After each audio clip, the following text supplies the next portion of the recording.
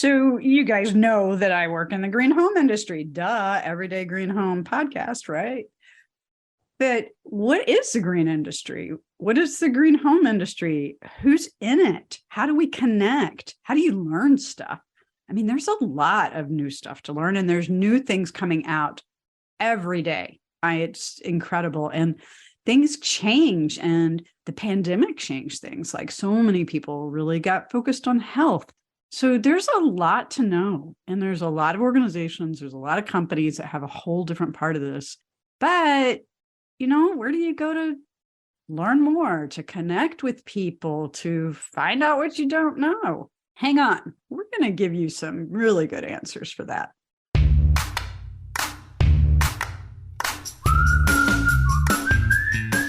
Living green or sustainably is about more than saving on your electric bill and doing your part to protect natural resources. It is about a safer and healthier life for you and your family without sacrificing style, quality, or budget. This is a movement to provide all of us with clean air to breathe and water to drink, safe, healthy food to eat, and places to live, and energy to run the places where we live, learn, work, and play. Join your host, Marla Esser-Close, the Green Home Coach, to learn how everyday green homes work for you, your family, and your community. Hey, this is Marla, the Green Home Coach. And I have on studio, I guess that's like Zoom studio, right? Allison Friedman from Rate It Green. And I am really excited. I know you guys know I'm always really excited, but I love being really excited. I'm excited to share what Allison is doing with you. Allison, how long have we known each other? Like 10 years now? Yeah, I took the class from you. Oh my gosh, that's right. Back in New Hampshire. Oh my gosh. But I've really enjoyed watching what Allison is building and has built with her product and company and service all wrapped into one. I guess that's a good way to describe it, called Rate It Green. And so it is way, way overdue, Allison, that we bring you on the podcast to share the wonderful work that you're doing and let people know about it so they can get involved. So good morning, and introduce yourself. Tell us who you are, where you are, this beautiful view you have out back. Marla, thanks so much for having me here. I'm excited to be here. I'm excited about our conversation. Let's see what we can talk about and help people, because that's actually what it's all about for both of us. So thank you for that lovely introduction. I am Allison Friedman with Rate It Green. And Rate It Green is a directory and network. It's an open network. I think that's really important for the green building industry, but I like to say everyone who's interested in green building. So if you're a complete beginner or an expert, you are welcome. If you are a trade professional or a consumer or an advanced DIY-er, you're welcome. We have individual members, we have company and organizational members. We are both residential and commercial. So the idea is we gather everyone interested in green building in the industry already or interested in green building. And the idea is to get together and share information and talk so that we can get more information out there, help each other, help everyone, and get to a point together, because that's how it's going to happen, where everyone has a more sustainable and healthier place to live. We're going to talk about homes, green homes today, but also for working, for learning. And I like to add, and for playing, right? We're indoors so much of the time, and the air isn't always, and our environment indoors isn't necessarily healthier than outdoors. And so we have to take steps to address that. And like everyone else, I'm trying, and it's a learning process. And the idea is, as we're learning, we need to share that information and help each other, because that's how we're going to get there. You are, oh my gosh, exactly so right. And it's so funny because, just yesterday I was at a realtor meeting. I can say that correctly. And if you start talking, I'm in Oklahoma, so we're a little conservative here. So you start talking green or eco-friendly, people get a little edgy, although there's a growing group, a very rapidly growing group. But you start talking health, healthy homes, that perks ears. And people go, oh, hadn't thought about it. Or how do I do that? And when that conversation starts from, hey, you have a personal vested interest in this, all of a sudden people have a different attitude. And I think so much of our industry has really started to lean towards the health side as well as sustainability, because what's sustainability? health for our communities and our world so we can live better. And we're starting to get that it's all connected. We're not there yet, but we're starting just a little bit. We are not there yet, a word that comes up on the tipping point. And I think when I first started my journey, there was this idea that so much progress was about to happen. And now a decade and a half later, there are some frustrated people saying, are we there yet? Are we there yet? There's a little bit of anxiety, but it's coming. We're making that progress. There's more information available. And as you started to say, we all want the same thing. So you're right. When you say health, people's ears perk up. There are obviously a lot of people out there that care about the environment, care about future generations, but you're right. We all want to be healthy. We all want to be comfortable. I think most everybody wants to save money and energy at the same time. We all want our buildings and homes to be worth more. So it's been said before, but green building is really smart building. I agree. Yes. Better materials, better practices, less waste, more comfort and control over the items in our materials in our home. So that's what it's all about. And as I said, it's a learning process and we all have to help each other along the way. And I learned that the hard way. So, what I like to say, my mistake, hopefully people will benefit from the mistakes I've made. But that's the thing, Marla, including this conversation, we're not alone. You're not alone, right? There are people you can ask questions and you should feel comfortable doing so. And there's also people out there that you can help if you have the answers. And that's one thing I get concerned about in the green building industry is I've met people who think like, when I get better, when I know a little bit more, I'm going to tell people something. There's a ton of good intentions about information sharing. So if I should say up front, if I say there isn't enough information, there aren't enough people sharing, I'm not complaining. It's because I'm so passionate about where I want us to go. But I've definitely met people who think they're going to share when they have time, or they're going to share information when they get it right and know that little bit more. But when do we get there? If we share during our journey and share one thing or ask one thing, then we're going to move everybody. I like to say we're going to shorten the learning curve. Because I think that's a phrase that was in my mind when I first started. Like, I wish someone had been there to help me. I'm going to help shorten the learning curve and share information for other people. And that's how we move everyone along towards the goal. So collaboration is a wonderful thing. And I think, the world always needs more of that. But what gave you this idea in the first place? I mean, you've been doing this for a while. That is true. I guess, as they say, necessity is the mother of invention. As I was saying, I learned the hard way.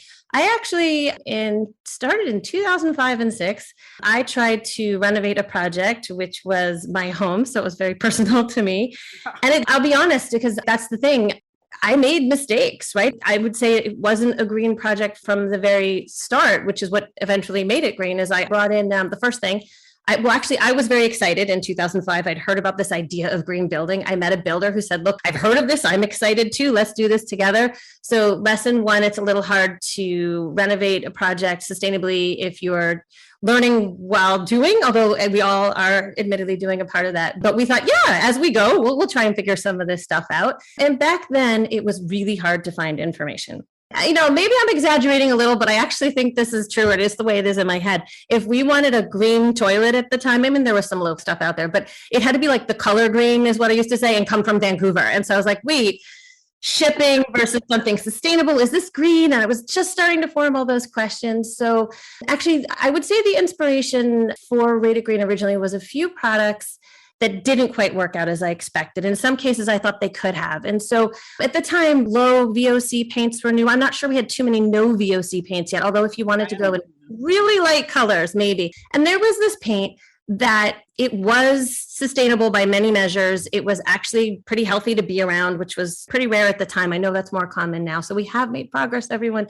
But it was hard to work with, it turns out. And so the painter was like, what are you doing to me? It dried really quickly. And in darker colors, we didn't know this. It needed 5, and in one case, 6 coats of paint. And so it was drying quickly, streaking. He couldn't work with it. And so the painter in the end said, I wish you'd have told me.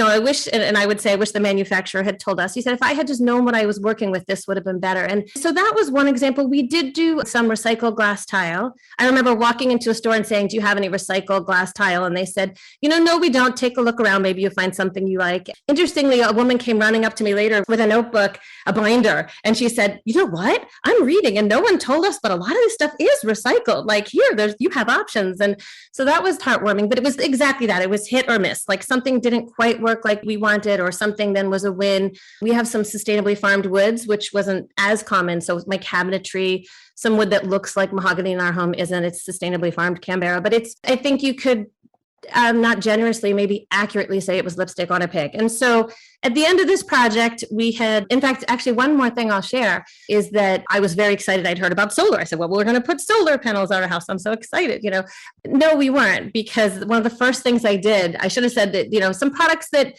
some wins inspired me, some challenges inspired me because I really wish I'd learned more. But also one of the biggies was bringing in an energy auditor in 2005. So this was still quite new. And the person took a look at the house and said, are you stuck with this home? Can you still get out of this? So that was really my start. We should say the quote, like, are you stuck and can you get out of this? Because we face west. He said, you said you wanted solar, but you face west. And, are you willing to take down all these trees? No. Yeah. So I like to say our home is a green home because I was not smart enough to know to buy better. And in some ways, to do better, not environmentally, but I think financially, it would have been better to demolish the home and start again with some of the battles we've had with it. But I like to say it's green because if you take this property as it is, I wish I knew now, but then what I know now, right? Of course. So I wouldn't have done this again, but I think given what this house is, I hope that all the things we've tried to do and are still trying to do, it is a learning process, make me the best steward for it. And as I left this original project, I thought, okay, what can we take from this? What do I wish had been different? I wish there'd been people to advise me. I wish I could have learned from what other people did. I used to talk a long time ago about this vision I had of everyone in our basement doing tests of eco paint, and figuring out finally, which one we worked the way we want or what color we wanted. And why couldn't we and that was the impetus, right? Like, why couldn't we get online and share this information and say to someone else, hey, this worked for me, maybe it'll work for you, and save. One thing I haven't said, I guess, save each other time and, well, definitely frustration. So I thought, okay, I'm going to put 6 months or a year in, and I'm going to create this resource. I see you smiling. I'm going to create this resource and give it to the world. And basically, I'll create the platform, and we're all just going to talk to each other. We'll create listings. We'll list companies and people and products and services. So we'll have an idea of what's out there and be able to read about it. And then basically we're all going to just engage and talk about these items and talk about these people and practices and help each other all do better. So I was very optimistic. I thought this would be very easy and that within a few years through this effort and other efforts and other organizations that are out there, we'd all be building green. And I don't know that health was as much on my time. That's been more the last 5 to 10 years, but I'd add now we're all going to be living more sustainably soon and definitely healthier. And I still have a lot of that optimism, but obviously, and I know that it's been a little more difficult to move that needle than we might have originally predicted. I think we all have to grasp that it's a journey, not a destination. I agree. Help other people by sharing that. That's hard, I think, in some places because we keep saying, are we there yet? Are we there yet? And we'll never be there because we'll always be on that journey. But the journey is a delightful thing and we're learning a lot and we are improving things. And fortunately, there are a lot more products available tonight, as you well have shared. I mean, I remember trying to do some things back and, prior to 2010, and it was hard. I mean, you had to really work at it. And now you don't. You can walk into any big box store and find lots of options that are water efficient, energy efficient, less toxic, resource efficient, et cetera. But how we choose to work with those and combine those continues to be a challenge. And we still have builders and remodelers that don't know how to combine things in a way that will be a better outcome. And so I think your platform is absolutely needed as a way to let people find information that's approachable and that's human. I mean, so many times, yes, we all can go to all the training. I've got more dang certificates and accreditations and stuff behind my name than I can shake a stick at, but that doesn't make me any more approachable or any more suitable to help guide people through the process from a human point. I mean, okay, I got all the knowledge in the world, but if you can't share it, if you can't translate it, human is a good word, like making sharing information online more human, because I'll be honest with you, and don't share my secret with anyone, Marla, but I prefer, if we can, to share information in person. I mean, I'd say one-on-one, obviously the benefits are meaningful, but limited in terms of reach. But, at a trade show, at an event, when you have a small group of people who can talk personally and ask questions and engage in that way, of course, that's valuable. The reason I help people share information online is that we can't always be together in the same room. And so what do you do when you're between events and you're not at a trade show talking to your community and you're not at your local green building organization? And so what do you do if it's 2:00 in the morning? I think that was one of my original questions. Like at 2:00 in the morning, if I have a burning green building question or want to know something, what can I do? So we have to leverage our online technology as well. And I think the other thing about that, because it can be overwhelming, is to help with curation and to categorize information. And I think that's another reason I started the resources, because at the time, some of the online tools, you could chat, you can talk on LinkedIn. One thing is I was a little afraid of spammy content. It was hard to stay focused on something like LinkedIn, but also if we're talking about, let's say I had spray foam insulation back in the beginning, we installed that, one person can say, hey, this really works. My attic is like a coffee cup. It will outlive my home. And another person could come along and say, well, wait, that's a petrochemical product. And, what about the chemicals? And let's talk about it. And that conversation, having that be able to live in one place and have someone else come along, the next day or 3 months later and read what those other people had shared and have it just be in a predictable, findable place and continue that conversation it seemed to me pretty valuable and pretty important. And I would say that's actually one of my proudest pieces of content right now is, Marla, I ask a lot of other people to share what you know, share your questions. And so I try hard. I don't hold myself out there as an expert in everything. I'm learning along with all of us, right? And so I think it's important that I share my questions too. So I posted a discussion on Rated Green about mini split compressors. I happen to live in New England and I had a mini split installed, which I was very excited about. But the compressor, as that was being installed outside, I said, what are we going to do about snow? And the answer was really, well, that's going to be okay. But to be honest with you, it wasn't okay. And I try pretty hard on this one not to complain because it's an ongoing debate, that's the whole point, right? I'm super excited about the debate and I want to solve my own problem and help other people solve theirs.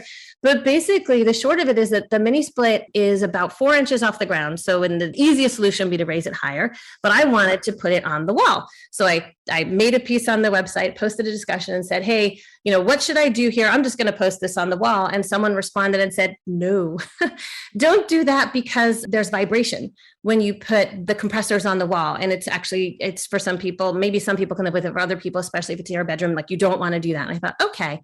And then another person said, well, don't put it on the wall. A builder colleague said, no, don't put that on the wall. It's going to be ugly. Like leave it on the ground. Who cares about the snow? It'll be fine. You won't get that much snow. So it's not, people who did the work saw it one way. Other people still see it that way. We can raise it a few inches higher. But then what happened is, this is the exciting part. This is where if we had thousands and tens of thousands and hundreds of conversations like this, I think our journey would be so much further along. But people started to send in ideas. And so one person said, yes, if you take this mini split and put it on brackets and chains, then you deal with the vibration issue. And one person said, one thing you can do is leave it on the ground, have it closer to the house and build sort of a little lean-to for it. And so that's actually was the topic of one of the newsletters, which is kind of one of my favorite phrases now, which is that we have to redefine ugly, because I still face the challenge of people saying, yeah, right? Like, I don't like the way that looks. And so I am fascinated by this debate. I can't wait to share what we decide to do in the end. But here's the point. If someone else in an environment that has snow is about to install a mini split with a compressor, I want them to have the opportunity to say, here's what you did. Here's all the things you considered, and to come to their own conclusion, but hopefully helped by that information. Want to find and sell the value of green homes and features in your clients' projects and homes? I'm Marla Close, the Green Home Coach, and I have built What Makes a Green Home Green audio program just for you. This program offers an easy-to-understand language, audio trainings that are easy to consume on the go, with resource guides to help you absorb the information and reference it easily in your day-to-day activity. Your investment in this green home knowledge could unlock thousands of dollars more in business for your home projects. Check out What Makes a Green Home Green and how it will help you find and sell the value of green homes and features in your clients' projects and homes. greenhomecoach.com/homepro. Yeah, I had to laugh when you started talking about the people saying vibrations, because I lived in a condo before I moved to Oklahoma City that the walls kept shaking. I mean, it was like a train was going by and I couldn't figure it out. And I shared a party wall with my next door neighbor. And Scott, my husband, would be there and I'm like, see, the pictures are rattling. What is happening? And he's like, are you sure you're not crazy? I'm like, no, it's really happening. It's like, oh yeah, I guess it is. Well, eventually come to find out several months later, our next door neighbor had one of those vibrator fitness machines. Oh, goodness. She had it in a place and it was rattling the walls. So sorry, a bit of No, I loved hearing about it. But I hope the vibrations from the mini split compressor would never be that strong. I want to know what happened. Did you end up working it out with your neighbor? She moved it to her basement. So it was on us. And that's part of it. And that is related because we have to be good neighbors to each other as well. So she never thought about it. It just didn't dawn on her that was happening. And I didn't say anything. It was pretty funny. So you know what? Talking does help. You're right. Yes, communicating, sharing, telling each other what works and doesn't work. Right. What's interesting to me about both those situations is actually vibrations is a signal, and it's something we can perceive with our senses as humans. And what worries me, particularly thinking about clean air and clean water, is there's so many things that sometimes we can smell when there's danger, right? But there's so many things we're not aware of that are putting us into danger, causing all kinds of health issues and allergies. And that's something I do want us to be talking more about. And something, again, in terms of sharing my journey and using this resource and communicating with other people, indoor air quality, or as you and I know it as IAQ, is really important. And that's something that we're focusing on in the resource. We're asking people to contribute content related to IAQ, but also we're sharing our own journeys. And in my case, I have actually purchased several IAQ monitors. I'm embarrassed to admit to you, so again, don't tell anyone, they're still in the boxes, but they're still in the boxes because I've been waiting for the opportunity to open them on camera and to share that experience and say, I'm cooking, is one of my monitors going off? I've put a monitor in the basement to explore if we have any radon or mold conditions. And so I bought 3 different brands and we're going to see what happens. And that's the kind of thing that I think we can all benefit from learning from. And that's an area I think in terms of air quality, you mentioned the pandemic earlier, that it definitely raised concerns about some building health issues that people had never really thought about before in terms of germs and things in the air, but also spending more time at home, spending more time indoors and wondering, I hope this environment is comfortable and healthy and efficient. So it made us pay more attention to our homes and buildings. But now what do we do with that information? How do we then take the next step towards learning more in action? So I'm hoping to share more of my journey. I'll have to report back on how it goes with the IAQ monitors. But it's, one thing I think sometimes, to get a little serious here, is if it's a little difficult for me, I appreciate you saying, and you're right, that you can go into more stores and get some information now, but on many products still, and even some services, it's pretty, it can be challenging still to get information. And that's where I think as we're all learning, we have to help each other, but also sometimes I do worry, I guess I'll put it this way, if it's still this hard for me to find information, sometimes I have real anxiety, how am I going to help everyone else if it's still this hard for me to find certain things? And I'll share with you that I wanted a home performance diagnostic review. And I could say energy audit or energy assessment, but to a lot of people, that means kind of a more basic level of service. Marla, I want to know, how is my air coming in? How is my air going out? What are the loads in each room? How did they balance? Is everything right in terms of how we dilute any pollutants that might be in our home and get air in and out? And how much, as part of that too, in terms of performance, so air quality, but energy, how much energy we're using and how do we lighten our load? And so I've actually talked to 3 professionals to get this service here in Massachusetts right now. Maybe I'll have to report back on that as well. And I have not been able to get that kind of full diagnostic. We do have, I should say, free energy audits in our state through the Mass State program. It's terrific. There are free energy audits that you can get that I really do recommend in many states, but I wanted a different level of knowledge. And I think, again, the pandemic made more people concerned about indoor air quality. We have to do something about it. We have to go to a higher level of information to get clean air for everyone indoors, right? How are we going to do that sometimes on every product and every service if it can be still somewhat of a struggle?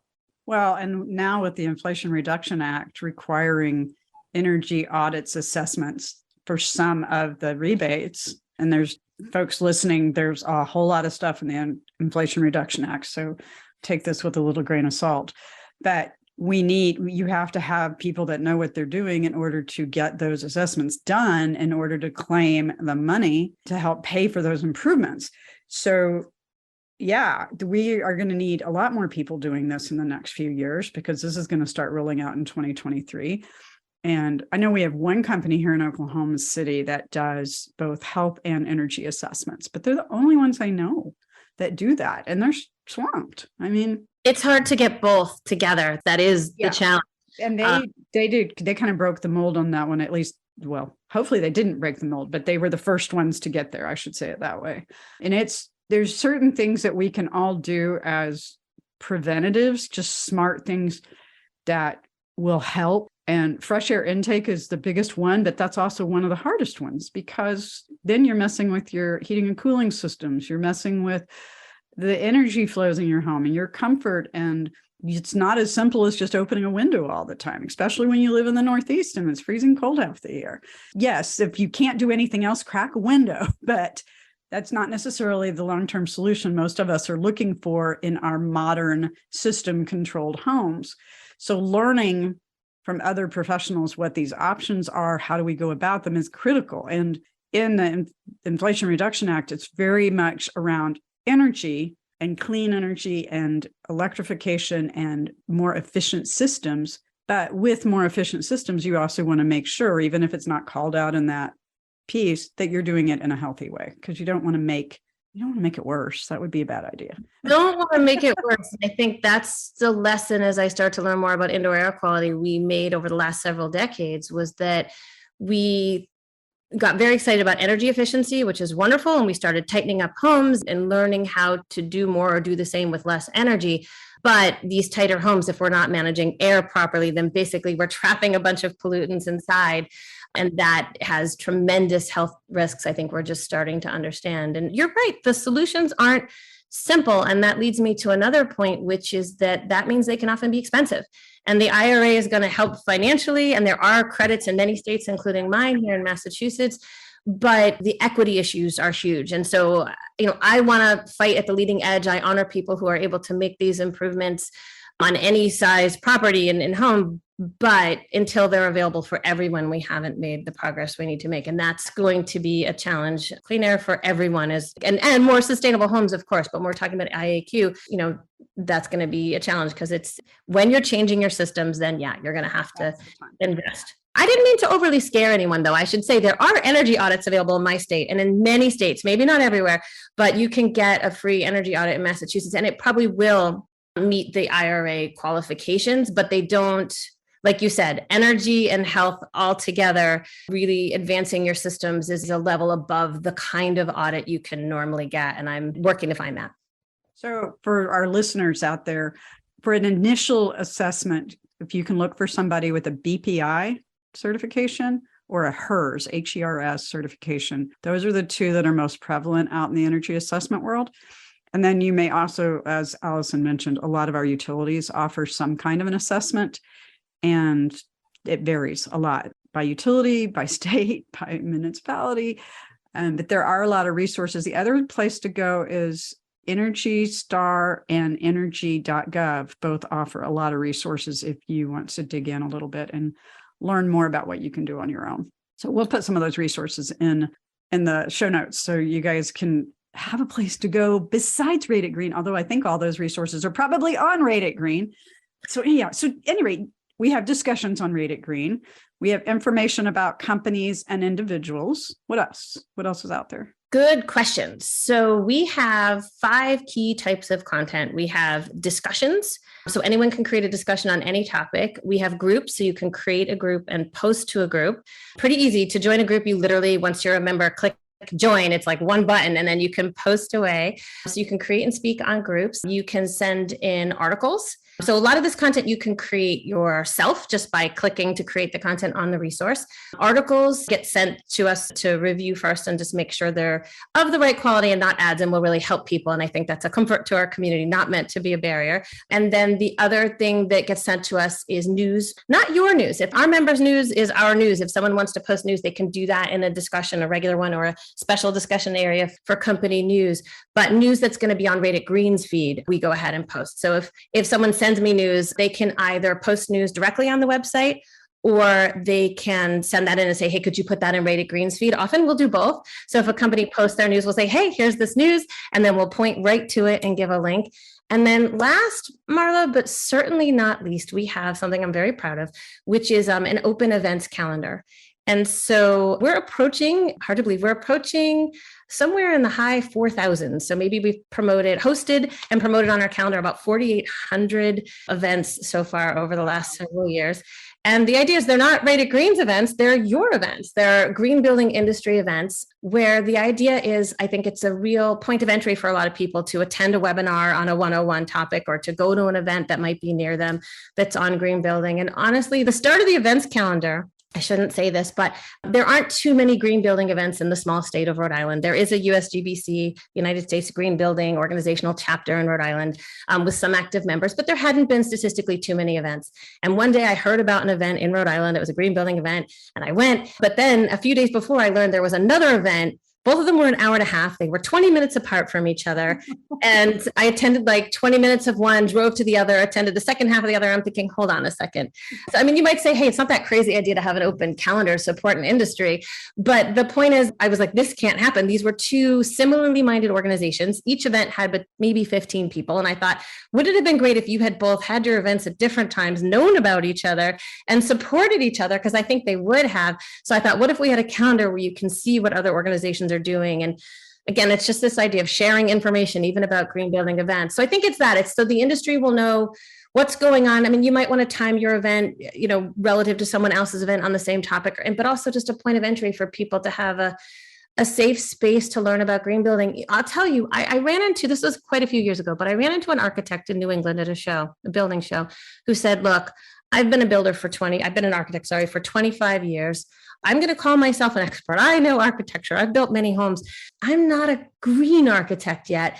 And I don't feel comfortable. I can't just go sit in a 101 class on how to do green, because I don't think he used the word embarrassing, but that was sort of what was being conveyed. Like sometimes it's a little scary. Even if you're an expert in one part of the building industry, you might not be an expert in all things sustainable or healthy. Even if you're an expert in one green building category, if you're a green plumber, it doesn't mean you're going to know how to source sustainably farmed wood furniture. So that's the sense in which we're all learning. But I think the two events where they didn't know about each other and couldn't properly support each other. So helping organizations see each other, and also just that idea of a safe point of entry. And actually, I should add, a heck ton of information is available out there. If you want to learn, click on an event. Pre-pandemic, I will say most events were in person.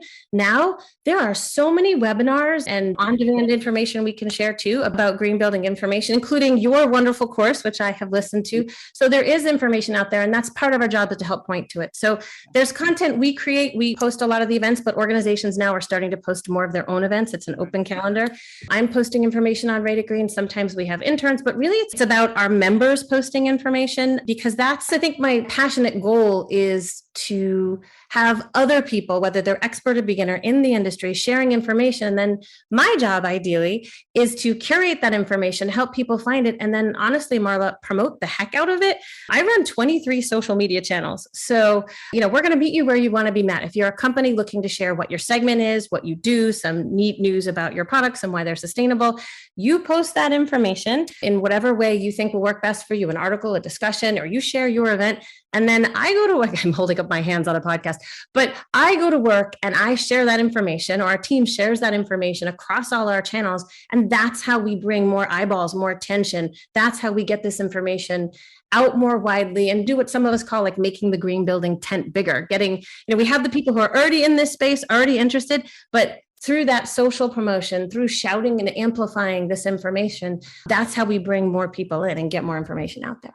Well, I know some of the resources that you have out there, ones I rely on. So there's definitely some great ones out there. And I have an idea for the architect guy too, that I'll talk to you about offline. Oh, good. Oh, good. And then I'll share it.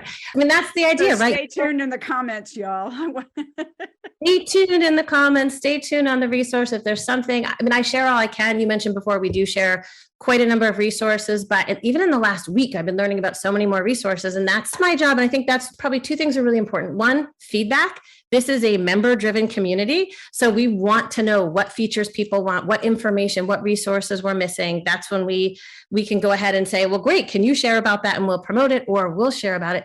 The other thing that this community absolutely depends on to thrive is member content. So we just talked about all the things that people can do, all the ways in which people can share information. One thing I didn't mention yet, we have about 60 product categories in our directory and 30 service categories, and they all have subcategories. So if we're, again, on the feedback, if we're missing something, someone should tell us and we'll include it. But we need people in all of those segments to share either their questions, which are completely welcome. We depend on people asking questions. If you have a question, someone else will have it too. But also people who are in these segments working, they're out in the field doing this work, sharing their expertise. Any one thing you know on any project you have that has worked for you is going to help inform someone else. And I wish we have one green builder out there who's been really, really helpful. He's pretty much a content partner at this point. Matt Hoots at Sawhorse Inc. in Atlanta. He's an Atlanta green builder. And I like to say if everyone could be like Matt and share 1/10 or 1/100th of what Matt has shared out there about green building. He has a green building science background, and he's also been building for decades. But if people could share the kind of information that he has, we would all be in a better place. He's actually built out our YouTube channel. There's one thing I didn't mention. We have Rate It Green has a YouTube channel. So Matt has been making videos. He welcomes other people making videos. He does new product introductions with companies. He'll go out on he'll do a Zoom because we do that these days, but he'll go out on the show floor and interview companies about their products and what they're doing and how the industry is moving, and covered so many different topics like electrification, even electric lawn care, indoor air quality, so many different topics, including radon. I mean, the list is endless. And he's also sharing something called the 1920s Makeover ATL home in Atlanta, which is a live project. And basically Matt and the architect on the project and the whole building team, they're crawling all over this house in Atlanta.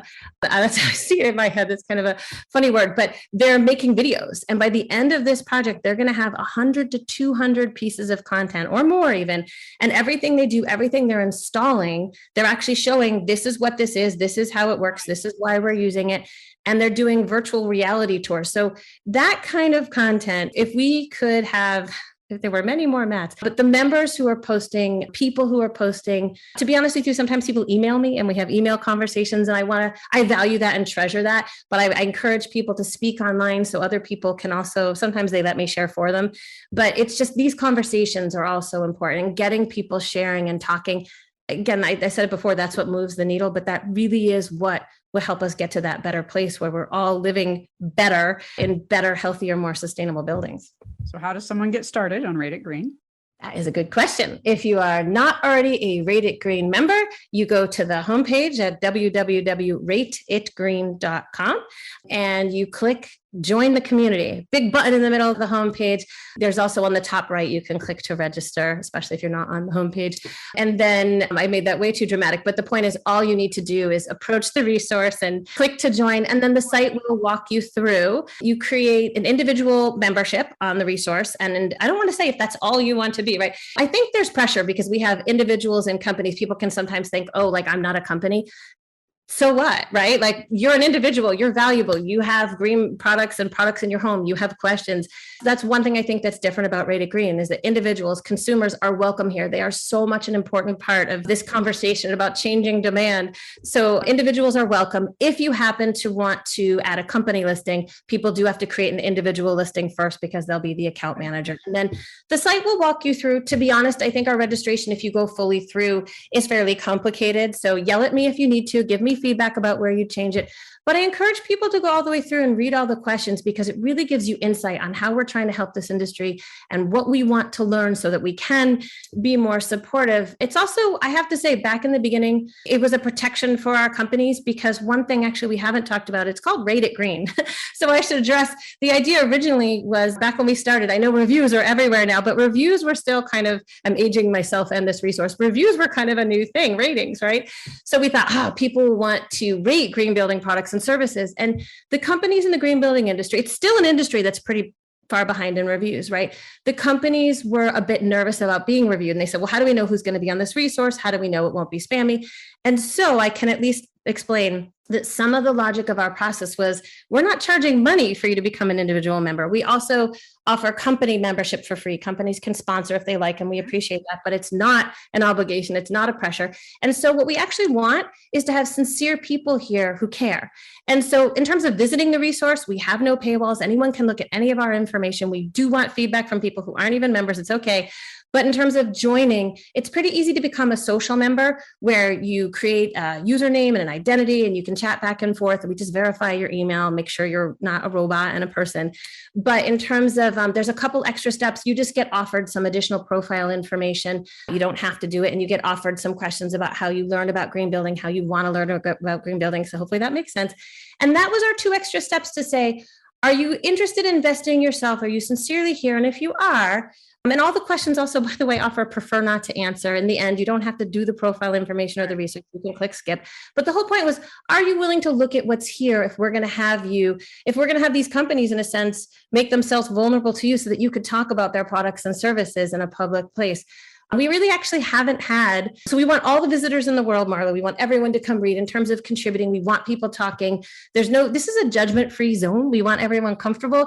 When it comes to reviewing products and services for companies, we did want to know people were sincerely here. So that might help. The process is fairly simple for most people.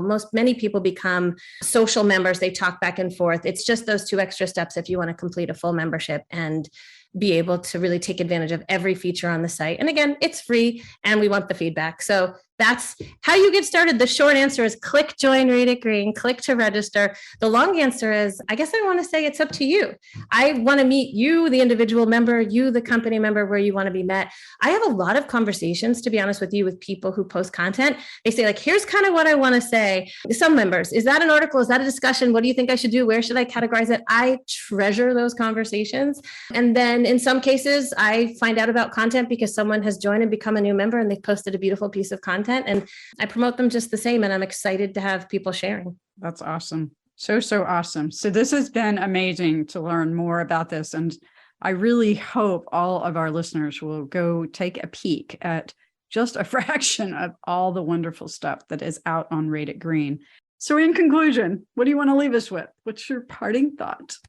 Oh, that is a good question. On a simple level, Marla, I would say to people, please don't be afraid to ask questions. Never stop asking. I would say also share something that you know, share something that you've learned. You don't have to think you're 100% expert in something to share content. It's treasured and valued by someone out there if you can do that. And also, to be honest, it doesn't have to be on Rate It Green. There are people sharing on their own platforms. There's people like you who have wonderful courses, although I'm promoting that now. I'm excited on Rate It Green. That's the thing. We don't have to reinvent the wheel. We can point to awesome things that exist out there and amplify and shout. But the last thing I guess I would say is don't give up. We're going to get there. We're going to get there together.